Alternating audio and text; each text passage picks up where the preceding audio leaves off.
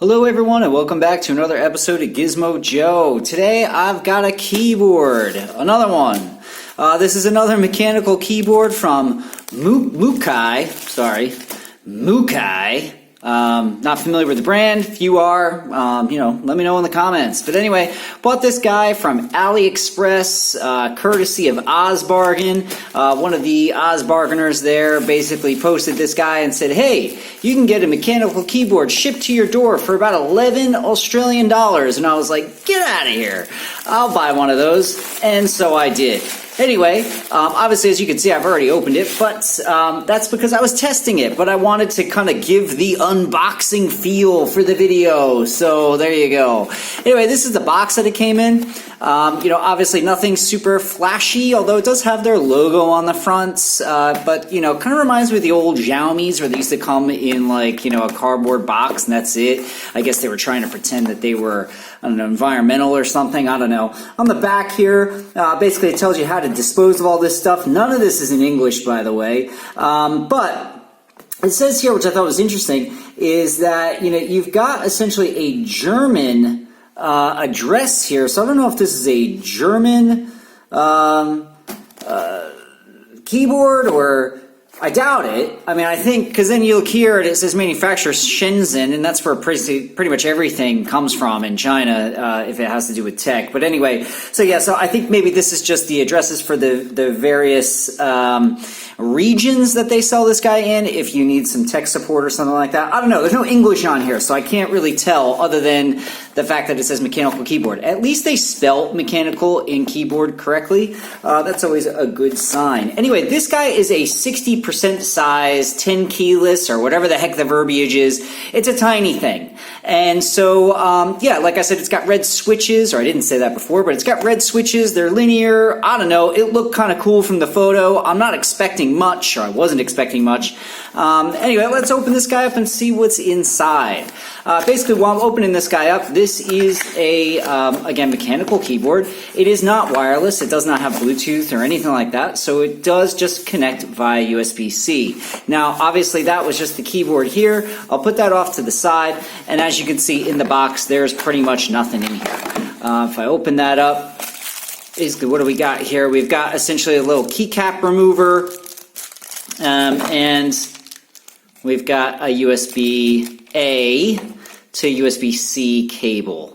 So again, you're going to need a cable like that to essentially connect it to your computer. I'm going to take that box and chuck it off to the side, and let's take a look at that keyboard itself. So in here, we've got some manuals, and I'm assuming warranty information. We'll take a look at that in a sec. And obviously this is it. So I thought it looked pretty cool. I like the color scheme, the sort of bright orange with the darker blue, and then it's got these sort of teal accents on it. I don't know. I thought it looked pretty sweet. Like I said, 11 or 12 bucks Australian shipped to my door. I was like, yeah, that sounds pretty good. It's, somewhat thin. It's not super thin. It does have little feet on the back, I should mention, so if you do prefer that. It's got some little anti-slip feet here as well. As you can see on the back, it just says mechanical keyboard. It is model MKA610B. So, yeah, I don't know. I guess if you punch that into AliExpress, maybe it'll pop up. But I'll try to leave a link in the description in case you want to buy these guys. I'm pretty sure they're still on sale. The only thing is, I should mention, is that you have to create a new account in order to get that price. I don't know, use a burner email. That's what I did. Anyway, as you can see, this guy's pretty tiny. I'll pull my other keyboard up here in a second to give you kind of a little size comparison. But before I jump into the keyboard itself, let's take a look at the manuals. Now, I know that these things are pretty dry here. So here is, I want to say, the warranty, or maybe it's just the instructions all in Chinese. I don't know. I can't read that, so that's useless to me. This guy here does say wired keyboard operating instructions. And then it's got some warranty registration information on the front here.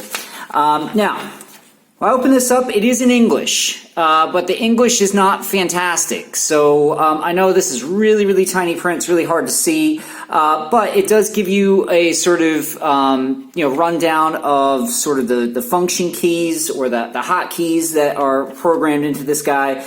This keyboard also has backlighting. So it says there's 17 different backlighting options. I don't know if I just am stupid or what, but I couldn't figure out how to change any of these. I'll show you when I plug it in, and I'll show you what the backlighting looks like in a second. But it's got all these instructions as to how to essentially change the backlighting, and I couldn't for the life of me figure it out. It says like function plus enter equals enter the arrow key function again. I don't know what that means. I assumed it was holding down the function key plus the enter key at the same time and then pressing the up or down arrow, but that didn't seem to do anything. So I'm not really sure what that means, but it says apparently it's got a whole bunch of different lighting options. I just couldn't figure it out for the life of me. I'll show you when I plug it in, and I don't know, maybe there's something you guys can tell me in the comments. But anyway, this is the guy right here. Like I said, it is teeny tiny. Here is my equally small mouse. You'll notice that it is pretty small. For other reference, here is a PlayStation 3 controller that I use with my computer when I do some gaming, and you can see sort of the size comparison there. Like I said, I'll get my other keyboard, the one that I use sort of every day, and put it next to it in a second. It's just out of arm's reach at the moment, but I'll grab it in a second and then I'll show you guys. But before I do that, let me just comment on the overall build quality. It's all plastic. There's no metal on this guy whatsoever. It's all plastic. As a result, it is super light. I mean, it has barely any weight to it whatsoever. That being said, I wouldn't say the build quality feels flimsy or anything. The base itself feels pretty solid. The construction overall seems pretty solid to me. I've used a lot of these Chinese keyboards before. I haven't really had any major issues with quality control or anything like that. And this one seems pretty good. Like I said before, I really like the color scheme. Again, it's very minimal. I know it's hard to see because I have a dark desk, but the frame itself doesn't really come off of the keys at all. So if you're looking for something that is very sort of minimal, very small, you like that aesthetic, or you just don't have a lot of room, this is something definitely you want to consider. Like I said, I think they consider this a 60% size. I could be wrong, let me know in the comments. Anyway, as far as the keys themselves, like I said, these are red switches, so they are clicky. I'm going to shut up for a second and just type on the computer or the keyboard so you can hear it.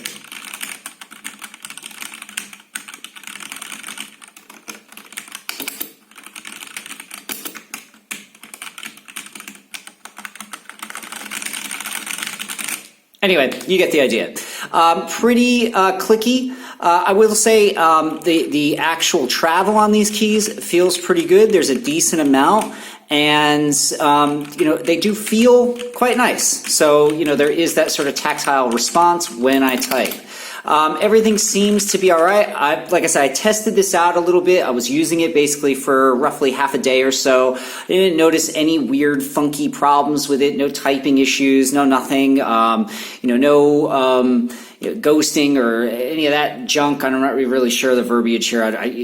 Again, I don't know what I'm talking about. But I didn't have any errors or anything that weren't my own errors, I should say. So, first impressions, it functions as a keyboard should. It works.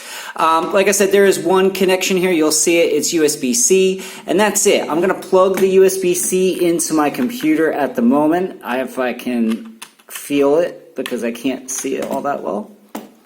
Now, what you will notice is right now the keyboard is functioning. Right? But I've got the backlight shut off. Now, from memory, I'm pretty sure I hit function, which is over here, function, and then spacebar. There we go. All right, so as you can see, it has some backlighting. It's different colors. You got green, you got white, you got this purpley red deal, you've got orange. I'm not super into that. To me, it looks kind of garish, and it does sort of ruin the color scheme, in my opinion. I know it's probably not coming up fantastic on my camera, but I'm not loving that so much. Like I said before, in the instructions, and I'll just pull them up again, it said here, like if I wanted to change it, I had to, oh, that's the Chinese side. There we go. So it says here, function plus enter equals enter the arrow key function again. Okay, So function, enter, and then the arrow key function is this guy here, because that is the little diagram that they're showing to me.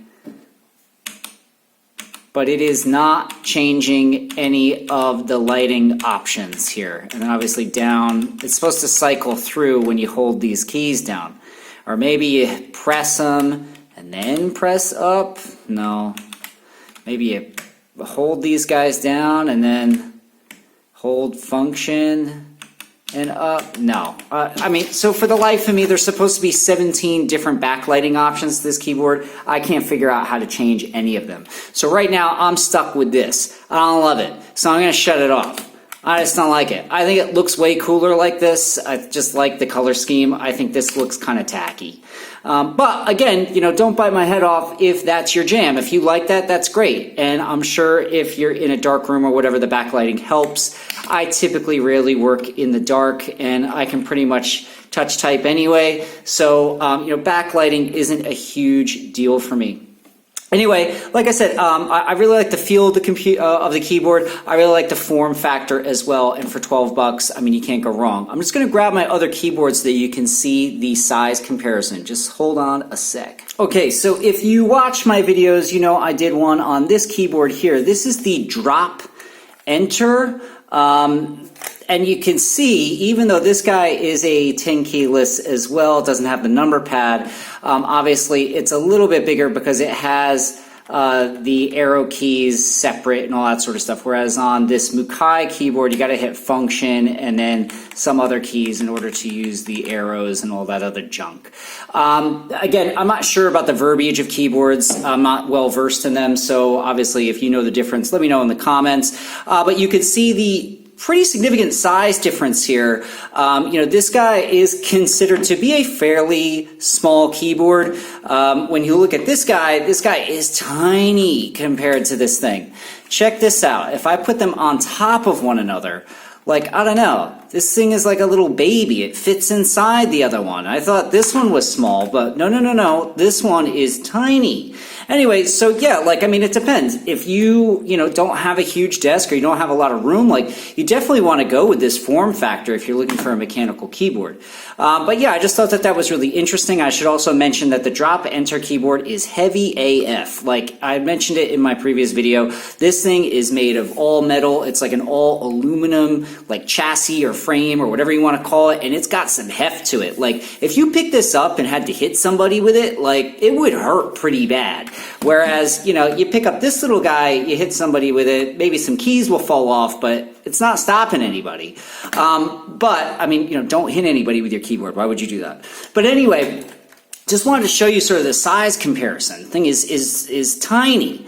But, you know, as far as just a keyboard from AliExpress, from China, and for the price I paid, I gotta recommend it. I mean, it is tiny. I think the color of it looks really cool. Just the overall aesthetic, I think, looks pretty sweet. So far, like I said, I used it for about half a day, just doing some work and, you know, responding to some emails and stuff like that. I had no problems with it. There was no functional issues with it. It felt nice to type on. I liked the clickiness of the keys. So, you know, look, for 12 bucks, you cannot go wrong. Like I said, I'll leave that link in the description. The only caveat is that you gotta create a new account with AliExpress if you have one already. So use a different email and then get that new buyer discount. But yeah, this thing is pretty sweet for the price, I have to admit. I don't know how long it will last, but I mean, again, for 12 bucks, if it lasts me 12 months, I would say that that is a good deal. Now, if anybody has any information on how I can potentially change the backlighting on this guy, let me know in the comments, because I can't figure it out for the life of me. But again, a minor complaint in the grand scheme of things. Overall, this is well worth your money. Again, 12 Australian dollars shipped to my door. Crazy. I mean, I just don't know how. I mean, it blows my mind. But yeah, I can't recommend this enough. I'll leave a link down in the description if you want to check it out. Anyway, that's going to do it for this episode. Thanks so much for watching. This is Gizmo Joe signing off.